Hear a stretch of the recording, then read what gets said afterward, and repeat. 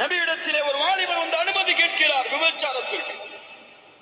ரசூலுல்லாஹ் கொஞ்சம் தலையை தாழ்த்தி கொஞ்ச நேரத்திற்கு பிறகு எழுந்து சொன்னார்கள், உன் தாயோடு செய்வதற்கு அனுமதி அளிக்கிறேன் சொல். யா ரசூலல்லாஹ், தாயோடு ஒரு மகன் விபச்சாரம் செய்வான், அப்படியா? உன் சகோதரியோடு செல்.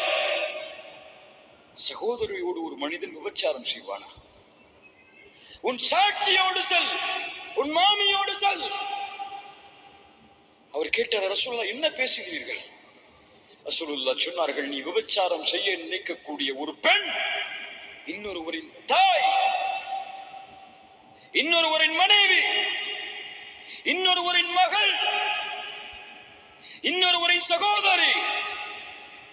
எப்படி உன் சகோதரியிடத்தில், உன் தாயிடத்தில், உன் சாட்சியிடத்தில், உன் குடும்பத்தில் பிறந்தவர்களிடத்தில் செய்து அவர்களுடைய பெற்றோர்களுக்கும் அவர்களுக்கும் அநீதம் செய்வதை நீ பயப்படுவாயோ, அதுபோல் அந்த பெண்ணும் இன்னொரு தந்தைக்கு பிறந்த குழந்தை, இன்னொரு கணவனின் மனைவி, இன்னொரு சகோதரனின் சகோதரி, அவர்களுக்கு அநீதம் செய்வதை எப்படி விரும்புவாய்?